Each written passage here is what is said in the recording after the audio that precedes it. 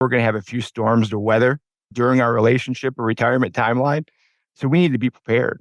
I think of them as bricks in their financial foundation. So they're digging holes or they're busting rocks, whatever metaphor you want to use, their whole working career, building these bricks. And I don't care about the size of the brick, whether it's 5,000, 50,000, 100,000, whatever brick you're building, we're going to lay this in your foundation for your future. Welcome to the Active Advisor Podcast, brought to you by Harbor Capital. Join us as we learn from pros who have helped thousands of investors live better lives. I'm Bryan Moore, and I'll be chatting with some of the brightest minds in the financial advisory business, bringing you insights on practice management and investment research that works for advisors and their clients. Joining me today on this episode of the Active Advisor Podcast is Bryan Probst. Bryan is a certified financial planner, a chartered retirement planning counselor, and currently serves as Vice President of Wealth Management at Raymond James Financial, where he's provided his expertise in financial planning, retirement, and legacy planning since 2016. Previously, he served as a Vice President and Senior Portfolio Advisor at Merrill Lynch and has extensive experience with both public and private companies. Throughout his career, Bryan prides himself on having developed a dynamic process of helping his clients effectively manage their financial plans as their lives and needs evolve. Outside of work, Bryan enjoys skiing, sailing, and triathlons. He lives in Rochester Hills, Michigan, with his wife and two daughters. Welcome, Bryan. Thank you for joining us. Thanks, Bryan. Happy to be here. At one point in time, I've got to ask how you enjoy triathlons, but we'll get to that in a bit. Before we dive into that and other interesting topics, I'd love to hear in your own words a little bit more about your practice and what you're focused on today. The focus is simple, really. It's about serving my clients. That's what we get up every day to do. And we try to help them through the different chapters of life. That's our primary goal every day. And that is a very noble one and one that is needed, without a doubt. So typically here on the Active Advisor, we like to get the conversation started by asking each of our guests, what is the first memory you have related to money or investing? Well, I have a few of them, right? They're all like first memory of thinking I'm a kid. And really, in general, it has to do with scarcity. There wasn't a lot of money around as a kid.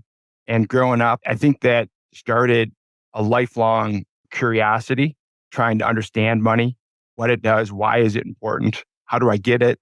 And that really, I think, has always been there and is still there today, trying to figure it out. It's a great story. I think we've heard from several advisors as well. And it's one that I think really lends itself to a way you kind of look at your clients' money and how you help guide them on this journey. So you have a really interesting backstory about how you got into the financial services industry. Can you tell us a little bit more about your background and the career path that led you to Raymond James?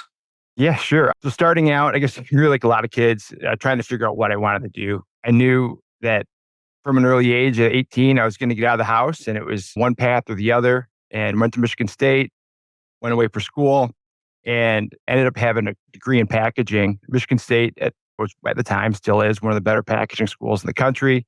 I knew that I needed to get a job. I needed to make some money getting out of school. And it had one of the highest placement rates at 90% at the time, and one of the second highest, I believe, incomes out of school.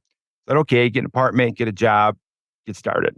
That was my plan in college, right? I wanted to get out and be able to make a living. I was always very interested in markets, what's going on. Again, kind of back to very curious about money, right? How does it work and what does it do? And so I spent, it's 6 years selling boxes, was moved to Columbus, Ohio, took over territory in Columbus, and then ended up getting moved back with another company back to Detroit.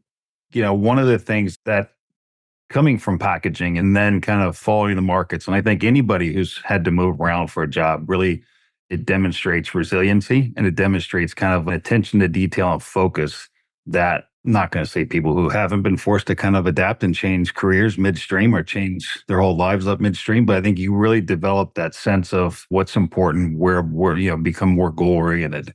Has any of that experience from you in kind of doing those relocations from your previous career shaped kind of how you're dealing with your clients in financial planning and advising? Yeah, it has. I think when I deal with my clients, talk to the clients and try to help them throughout their objectives and where they are, it's always about figuring out where you are today and where you want to go. And when you get started, or when I came out of school or got started in my career, you don't know what things are going to look like 5, 10 years from now. And I think I'm always trying to talk to future Bryan, right? Like Bryan, 10 years from now, 5 years from now, 20 years from now, what would he want to tell me today? I do the same thing with my clients. What would the future version of themselves want to tell them today? Because really, that's who we're doing things for. And the path you take, my path is not that much different from a lot of folks, but no, it wasn't in financial services. It was engineering. I mean, that was the background.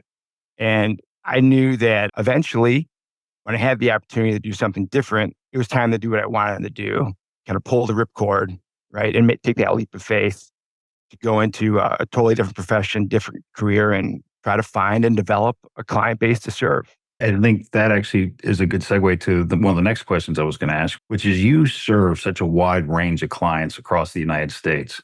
And I would even venture to say within different categories of wealth as well.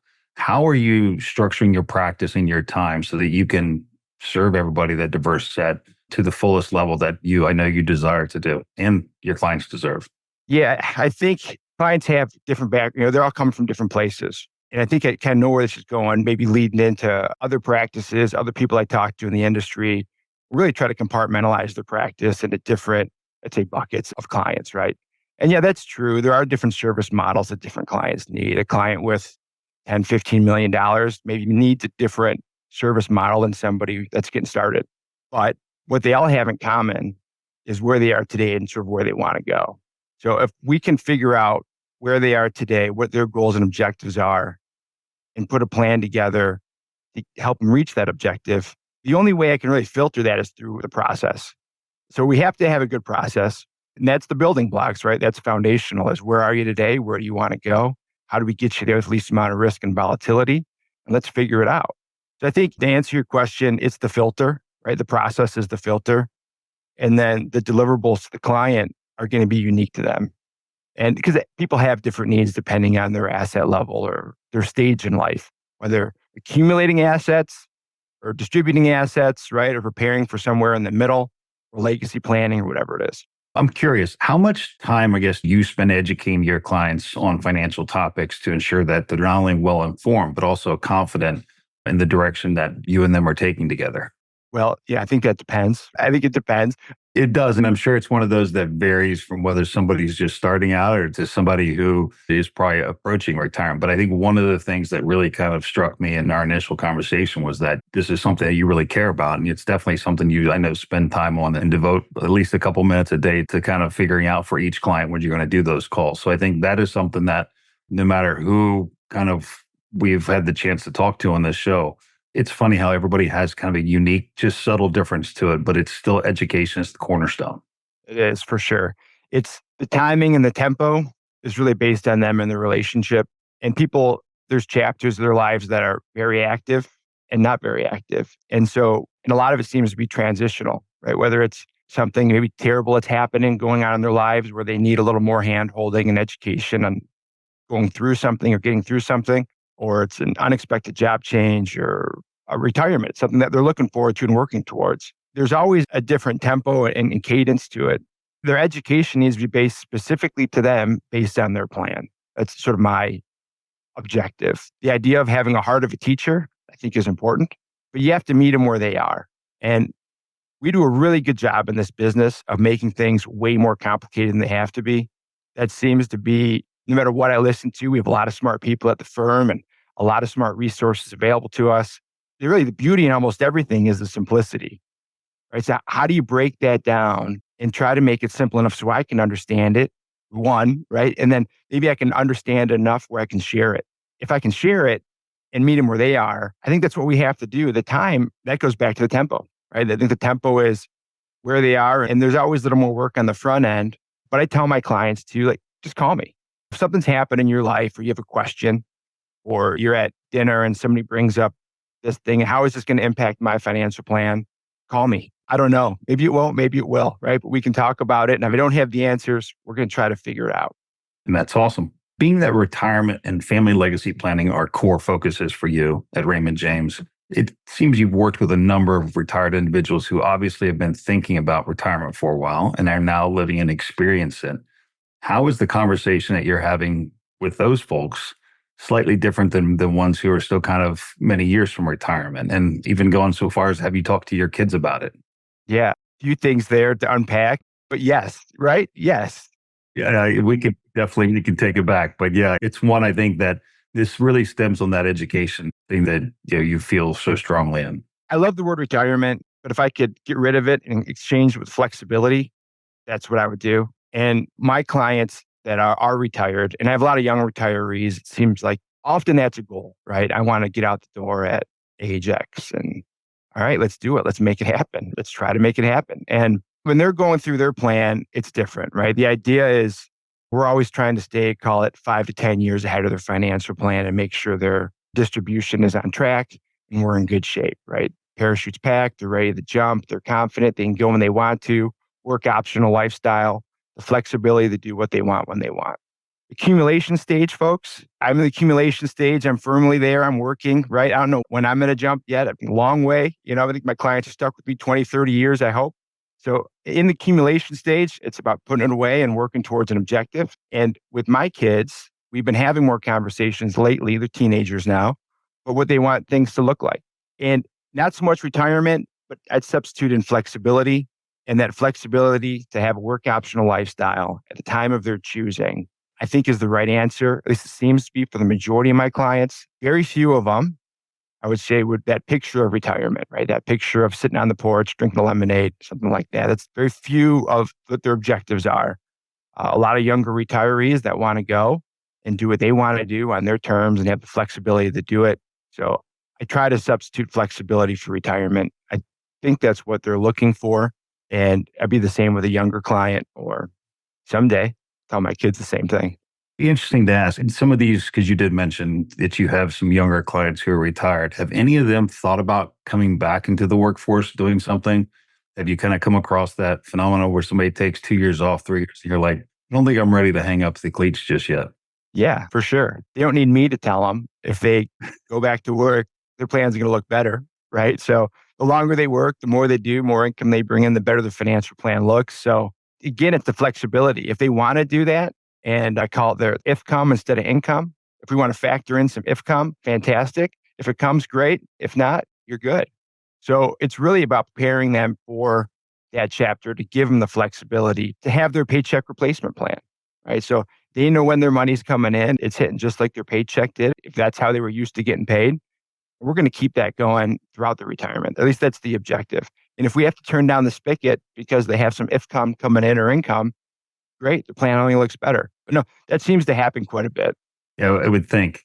And it kind of leads me to another question. Is there a standard process or approach to helping clients strategize about either retirement income or income, ifcome?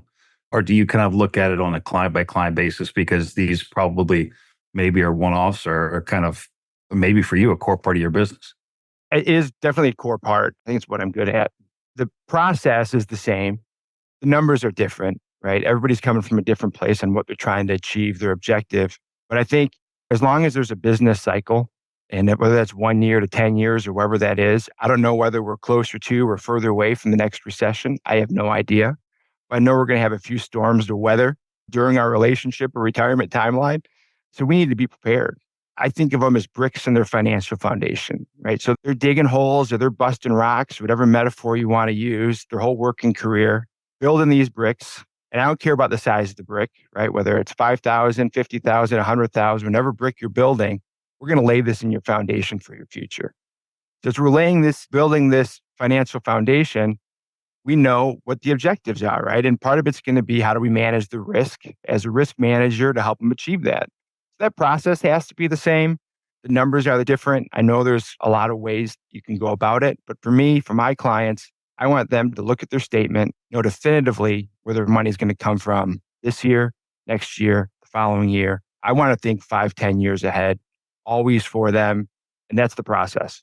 So one of the things I think that's really been revolutionary and that we don't get to talk about enough sometimes on this podcast is really the invention of technology resources to help enable you to do your job a little bit better, help enable you to kind of be better at planning when it comes for forecasted outcomes. Since your move to Raymond James, do you feel that technology that's been available to you has been impactful and has really kind of helped you out and your clients? For sure. Yeah, for sure. Technology is fantastic. The firm puts a tremendous amount of resources into the technology we can deliver for our clients. They do a good job. But I think that technology is the great leveler, or it levels the playing field. You get access to, and we need to take advantage of it. A lot of it is a land of make believe that we're viewing these through, whether it's financial. We can't tell you what the market's going to do by the end of the day today, let alone 10, 20, 30 years ago. We have, or the years from now, but we have data that we can put together and try to construct a plan with the best. It's maybe the best tool. We have to use it. Yeah, I think that's, again, foundational to their financial plan. And my opinion is the technology is going to keep getting better. It's going to have to. And how we deliver that to our clients and what they want to see, it's up to us to make sure they have access to it. They know what they have access to, and we help them. Let's switch it back to something that I think is more personal and kind of hopefully a little bit easier. One of the things to me that I'm always curious to hear about guests is what gets you out of bed in the morning? I feel like for you, it's all about your clients and serving your clients. What types of relationships with your clients give you, I guess, the lightest feeling phone in contrast to, say, maybe something that's slightly heavier? Yeah, I love that you said that. My main motivator, really, I mean, it's my family. It is. That's really what drives me. And I think about my family tree. How can I have the greatest impact on my family? That's really what my big why. And then when I come to serve my clients, I fall back on you can have anything in the world that you want if you help enough people get what they want. So when I come here to serve them, I'm trying to have them get what they want. And we're going to figure that out together. Not everybody knows right off the bat, but they do want is more. So everyone wants more. And that more could be a financial plan, a little more of a plan. It could be more money. It could be anything, but it's usually more. And then when we figure out what that more is for them and try to chart that path, that's really where I'd say the magic happens. And that may be my motivator to keep coming back because I love those phone calls. When you see a client achieve their objective and doing what they want to do for their future, giving the way that they want to give, or providing for the family that they want to get, the way they want to provide, or for themselves, or whatever their objectives are, it's motivational. And that does get you out of bed. That does get you moving. And yeah, it's that those things, they work in concert. It's my family and it's really who I come to serve. And it works together. Yeah, typically everybody's got one. Some people have a lot.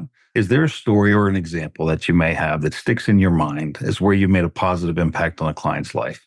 Yeah, I think the stories in general have to do when they're going through something a little more than normal. And those are hard moments, hard times. And to be able to take a breath and say, hey, be where your feet are and we have to move forward. And we try to, where are we and where are we going to go? And letting them know whether it's a hug through the phone or a hug in person that we'll get through this, we'll figure it out. And for most people, it's their health, their family, their finances, three of the really important pillars. And when you don't have one and the other one's not working right, everything's kind of out of balance. The harmony is interrupted. So maybe there's a little bit of a Venn diagram there, right, of where it overlaps. But I think there's some overlap to what we do. And in the middle is where I think the magic happens and where you can provide the most good when people need it the most. Those are the times, right? When there's a lot of value in that scar tissue and those scars happen. And then how do you move forward? One last question for you, Bryan. At Harbor, we're firm believers in active management, though it's important to acknowledge that every financial expert has their own unique perspective. From your experience, what is your take on active management and where have you seen it making the most significant difference? Yeah, so I think we have lots of different markets. Same with you, we make this way more complicated maybe than it has to be. But inside that complication, there's a lot of inefficiencies. So I think when you have inefficient markets, that's where active management can really outshine. And they're everywhere. So even clients we have passive assets or active assets inside portfolios. I don't die on either hill on what the winner is. Even your passive assets, I think, should be actively managed or at least positioned. So no, I definitely think there's a place. Inefficiencies are the definite green light for any kind of active management, but there really isn't a red light for anything active. I think it needs to be there. Closing, last but not least, how can people find you? Yeah, you can find me at the website, ryanjprobst.com, or I'm on LinkedIn or, call me at the office. Thank you so much. Now we're going to move on to my favorite part of the episode, which is 60 Seconds with Bryan Probst. Let me know when you're ready. Ready. What's your nickname? Well, anything with my last name, Probst, Roby, something like that. What's the best professional advice you've ever received? Think long term. Favorite travel destination and why? Northern Michigan. It's close and it's beautiful. What part of a triathlon do you find to be the hardest? The last half of the run. What's your go-to relaxation activity after a busy week? Riding my bike. What never fails to make you laugh? My dogs, my kids, Seinfeld episodes. What piece of advice would you give your younger self? Think bigger. What's one question you think all clients should ask their financial advisor? How we prepare for the next 5 or 10 years. Most rewarding part of your job? Watching my clients achieve their objectives. What's the Detroit Lions record next year? 12-4. Favorite way to get active? Riding my bike.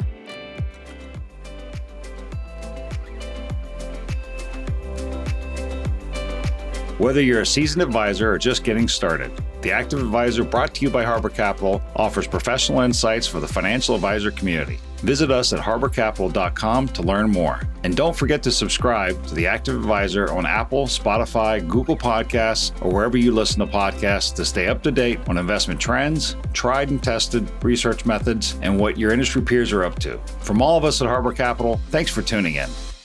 And now for important disclosures. This material is for informational purposes and is not intended to be relied upon as a forecast, research, or investment advice, and is not a recommendation, offer, or solicitation to buy or sell any securities or adopt any investment strategy. The opinions expressed are as of 23rd of July, 2024, and are subject to change. The opinions expressed by the speakers do not necessarily represent the views of Harbor Capital Advisors, Inc. The information and opinions contained in this material are derived from proprietary and non-proprietary sources deemed by Harbor Capital Advisors, Inc. to be reliable and are not necessarily all-inclusive and are not guaranteed as to accuracy. This material may contain forward-looking information that is not purely historical in nature. Such information may include, among other things, projections and forecasts. There is no guarantee that any of these views will come to pass. This material may not be representative of the experience of other individuals. Reliance upon information in this material is at the sole discretion of the viewer. This material is not legal, tax, or accounting advice. Please consult with a qualified professional for this type of advice. Investing involves risk, including the risk of loss. Stock markets are volatile, and equity values can decline significantly in response to adverse issuer, political, regulatory, market, and economic conditions. Fixed income investments are affected by interest rate changes and the creditworthiness of issuers. As interest rates rise, the values of fixed income securities are likely to decrease. Specific companies and issuers are mentioned for educational purposes only and should not be deemed a recommendation to buy or sell any securities. Any companies mentioned do not necessarily represent current or future holdings of any investment products. Harbor Capital Advisors, Inc. does and may seek to do business with companies covered in this podcast. As a result, listeners should be aware that the firm may have a conflict of interest that could affect the objectivity of this podcast. This material is prepared by Harbor Capital Advisors, Inc. Harbor Capital Advisors, Inc. is not affiliated with Raymond James Financial, Inc. All trademarks or product names mentioned herein are the property of their respective owners. Copyright 2023 Harbor Capital Advisors, Inc. All rights reserved.